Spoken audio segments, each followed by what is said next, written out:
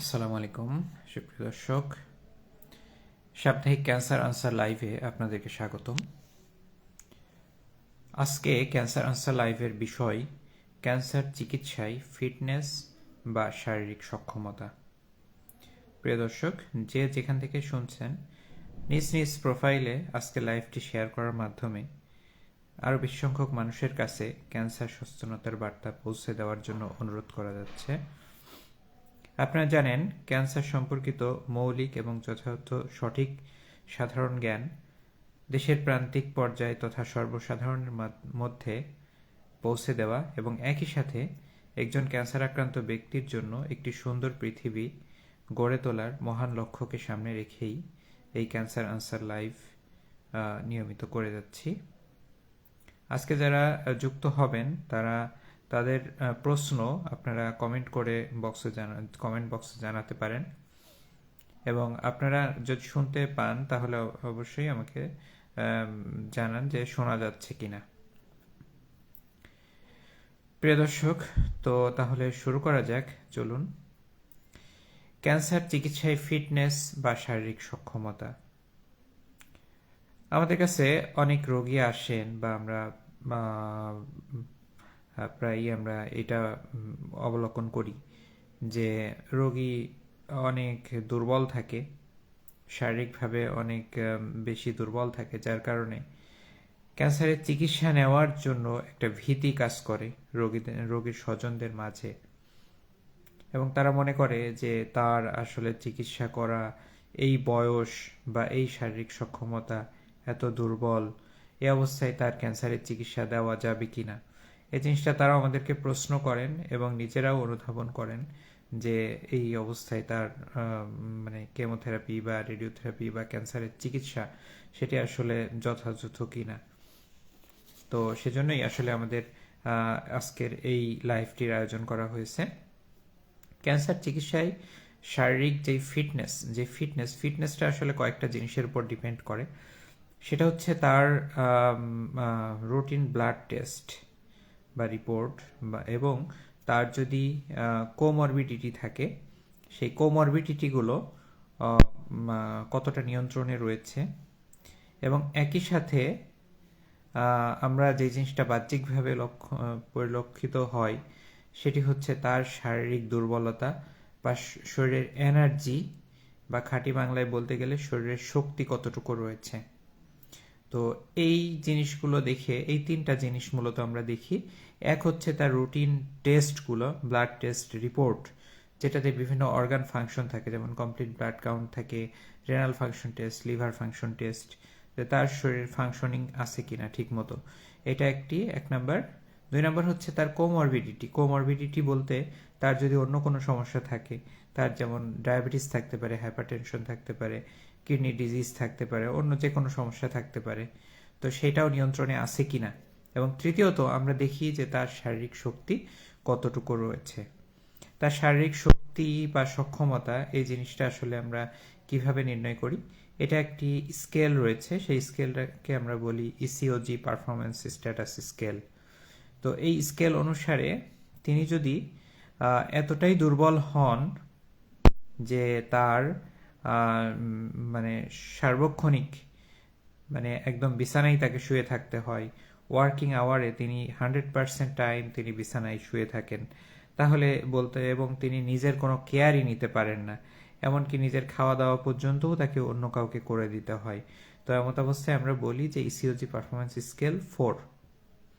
তারপরে তিনি যদি দেখা যায় যে সব more than 50% time working hour তিনি হচ্ছে বেডেই কাটাচ্ছেন, এবং তিনি নিজের সেলফ কেয়ারটাও তিনি নিতে পারছেন না সঠিকভাবে, তো তখন সেটাকে আমরা বলি যে হচ্ছে ইসিওজি পারফরমেন্স স্ট্যাটাস 3।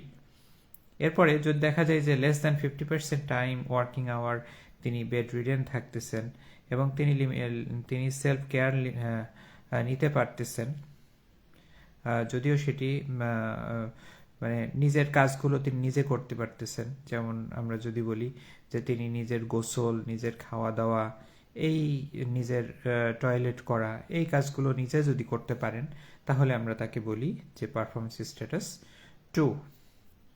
এরপরে যদি দেখি যে তিনি তার কাজগুলো, যে তিনি কিছু স্ট্রেনাস কাজও করতে পারতেছেন এবং মোটামুটি স্বাভাবিকভাবেই তিনি জীবনযাপন করতে পারতেছেন, মানে ক্যান্সার পূর্ব অবস্থায় তিনি যেরকম তার শক্তি ছিল এবং তিনি ক্যান্সার হওয়ার পরও তিনি মোটামুটি স্বাভাবিকই রয়েছেন, স্বাভাবিকভাবে হাঁটা চলা এবং মানে লাইট ফিজিক্যাল অ্যাক্টিভিটিস তিনি করতে পারতেছেন, তাহলে সেটাকে বলা হবে যে পারফরমেন্স স্ট্যাটাস 2। আর যদি কারোর যদি শারীরিকভাবে কোনো রকম সমস্যাই না হয়, অর্থাৎ তিনি মানে extreme physical exercise, extreme physical activity তিনি যদি করতে পারেন, অর্থাৎ তিনি কঠোর কায়িক শ্রম যদি করতে পারেন, তাহলে এটাকে বলা হবে যে ইসিওজি পারফরমেন্স স্ট্যাটাস 0। অর্থাৎ এই স্কেল অনুসারে আমরা একজন মানুষকে যখন পরিমাপ করব, তখন আমরা ইসিওজি পারফরমেন্স স্ট্যাটাস 2 অর্থাৎ limited self care or less than 50% of total working hour তিনি যদি বেড রিডেন থাকে, তাহলে আমরা ধরে নিব যে তিনি ফিজিক্যাল তার মানে শারীরিক শক্তিটা ক্যান্সারের চিকিৎসা নেওয়ার পর্যায়ে রয়েছে। সাধারণত আমরা পারফরমেন্স স্কেল 0 to 2 পর্যন্ত আমরা যাদের থাকে তাদেরকে আমরা চিকিৎসা দেওয়ার ব্যাপারে আমরা আগ্রহী হই। অন্যদের ক্ষেত্রে যারা 3-4 আছেন, তাদের ক্ষেত্রে আমরা চিন্তা করি যে তার পারফরমেন্স স্ট্যাটাস বা শারীরিক সক্ষমতা বা শারীরিক শক্তি আরেকটু ইমপ্রুভ কিভাবে করা যায়, এবং ইমপ্রুভ করার পরে তার নিউট্রিশনাল রিকোয়ারমেন্ট বা তার খাওয়া দাওয়া নিউট্রিশনাল ঘাটতি আমরা মেনটেন করে যদি তাকে আরেকটু শক্তিশালী করার পরে আমরা চিকিৎসা শুরু করতে পারি, তাদের ক্ষেত্রে আমাদের সেরকম প্ল্যান থাকে। তো প্রিয় দর্শক, আমরা এই ক্যান্সার রোগীর শারীরিক ফিটনেস নিয়ে কথা বলতেছিলাম। তো এই শারীরিক ফিটনেসটা খুবই একটি গুরুত্বপূর্ণ একটি ব্যাপার। যাদের দেখা যায় যে মোর দ্যান 50% টাইম সে বেড রিডেন থাকে এবং তিনি নিজের সেলফ কেয়ারটাও ঠিকমতো নিতে পারে না, এ ধরনের মানুষের ক্ষেত্রে অর্থাৎ নিজে হাঁটা চলা, নিজের টয়লেট বা নিজের খাওয়া দাওয়া এই কাজটাও যে করতে পারে না, তাহলে বুঝতে হবে যে তিনি সিভিয়ারলি ফিজিক্যালি মানে উইক। তো সেক্ষেত্রে আমরা তার ক্ষেত্রে আমরা আসলে ক্যান্সারের চিকিৎসা মানে মানে তখনই শুরু করতে চাই না। আমরা চাই একটু তার ফিজিক্যাল কন্ডিশন একটু ইমপ্রুভ হলে তারপরে আমরা ক্যান্সারের চিকিৎসা শুরু করব। সাধারণত এমনটি হয়ে থাকে। তো প্রিয় দর্শক, আমাদের কাছে কিছু প্রশ্ন রয়েছে। একজন প্রশ্ন করেছেন খোকন মণ্ডল, যে ক্যান্সার রোগীর সারাদিন ভালো থাকার উপায় কি? ধন্যবাদ আপনার প্রশ্নের জন্য। ক্যান্সার রোগী সারাদিন ভালো থাকার উপায় যে তার যে রোগটাকে আছে, প্রথমত রোগটাকে নিয়ন্ত্রণ করতে হবে, দ্বিতীয়ত তার চিকিৎসা সংক্রান্ত পার্শ্ব প্রতিক্রিয়াগুলো নিয়ন্ত্রণ করতে হবে, তৃতীয়ত তার শরীরের যে নিউট্রিশন বা পুষ্টির যে ঘাটতি, একজন ক্যান্সার আক্রান্ত মানুষ তার শরীরে কিন্তু ক্ষয় বেশি হয়, অর্থাৎ ক্যাটাবলিক স্টেটে থাকে বডি বেশি। তো সেই হিসেবে তাকে যদি আমরা অতিরিক্ত পরিমাণ বা যথাযথ পরিমাণ আমরা যদি পুষ্টিকর খাবার যদি তার এনশিওর করতে পারি বা শারীরিক পুষ্টি যদি এনশিওর করতে পারি, তাহলে তিনি কিন্তু মানে ভালো থাকবেন আর কি, তার শারীরিকভাবে তিনি ভালো থাকবেন। এরপরে তার মানসিকভাবেও তার যথেষ্ট, তার জন্য আমাদেরকে সুন্দর একটি পরিবেশ তুলে দিতে হবে। তো মনে রাখতে হবে যে ক্যান্সার মানেই মৃত্যু পরোয়ানা, এই কথাটি আমাদের এলাকা বা গ্রামে গঞ্জে বা সাধারণ মানুষের মধ্যে ব্যাপকভাবে প্রচলিত। অর্থাৎ একজন ক্যান্সার আক্রান্ত ব্যক্তিকে যখনই কেউ দেখতে আসে, তারা কিন্তু মনে করে যে আমরা এই শেষ দেখা দেখতে এসেছি, যদিও ব্যাপারটি সত্য নয়। তো এ ধরনের পরিবেশ থেকে আমাদের বের হয়ে আসতে হবে। আমাদেরকে মনে রাখতে হবে যে ক্যান্সার অন্যান্য রোগের মতোই একটি রোগ এবং সুচিকিৎসায় এটির কিন্তু নিরাময় এবং প্রতিরোধও কিন্তু সম্ভব হতে পারে। সুতরাং এভাবে আমরা একজন জীবিত মানুষ, সুস্থ মানুষ, তাকে আমরা যাতে মানসিকভাবে যাতে তার এরকম মানে মেরে না ফেলি, অর্থাৎ সে যাতে স্বপ্ন দেখতে পারে, সে যাতে আত্মবিশ্বাসী হয়ে উঠতে পারে এবং সে যাতে মানসিকভাবে দৃঢ়তা তার মধ্যে থাকে, যোদ্ধার মনোবৃত্তি যাতে তার মধ্যে কাজ করে এবং বাঁচার ইচ্ছা তার মধ্যে প্রবল হয়, এই ব্যাপারটি কিন্তু আমাদেরকে অবশ্যই খেয়াল রাখতে হবে। আমরা যারা আশেপাশে থাকবো, আমাদের আপনজন, প্রতিবেশী, আত্মীয় স্বজন, সবাইকে কিন্তু এই ব্যাপারটি অবশ্যই মাথায় রাখতে হবে। মোহাম্মদ শফিকুর রহমান তিনি বলেছেন, প্রশ্ন করেছেন ক্যান্সার না হওয়ার জন্য কি করণীয়। ক্যান্সার আসলে এজন্য আমাদের জানতে হবে ক্যান্সার কেন হয়। ক্যান্সার মূলত একটি লাইফস্টাইল জনিত একটি রোগ এবং দেখা যায় 10-15% ক্ষেত্রে এটি একটি জেনেটিক একটা ডিজিজ। তো দেখা যায় দেখা যায় 85% ক্ষেত্রে দেখা যায় যে এটি একটি লাইফস্টাইলগত ডিজিজ, অর্থাৎ দেখা যায় যে উচ্চ ঝুঁকির কিছু রিস্ক ফ্যাক্টর রয়েছে, সেই রিস্ক ফ্যাক্টরগুলো ক্যান্সারের ঝুঁকিটা বাড়িয়ে তোলে। তো আমরা যদি এই রিস্ক ফ্যাক্টরগুলো এড়িয়ে চলতে পারি তাহলে ক্যান্সারের ঝুঁকি কমানো সম্ভব।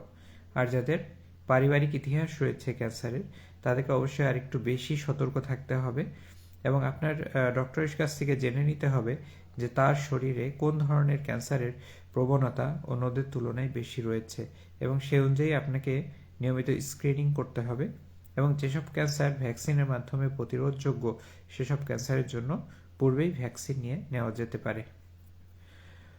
সাদ্দাম হোসেন তিনি প্রশ্ন করেছেন, একজন ক্যান্সার যোদ্ধা কি পুরোপুরি শারীরিকভাবে ফিট হয়, যদি হয় কতদিন লাগে? ধন্যবাদ, সুন্দর প্রশ্ন করেছেন।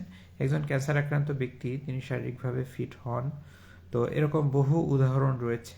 আপনারা যদি আমার ইউটিউব চ্যানেলে প্রবেশ করেন সেখানে দেখবেন অনেক মানুষ ক্যান্সার আক্রান্ত ব্যক্তি যারা চিকিৎসা গ্রহণের পরে বর্তমানে প্রায় পুরোপুরি সুস্থ রয়েছেন এবং আবার আগের জীবনে ফিরে গেছেন, আগের পেশায় ফিরে গিয়েছেন, আগের মতোই তারা কিন্তু অ্যাক্টিভ এবং একজন কর্মক্ষম ব্যক্তিতে পরিণত হয়েছেন।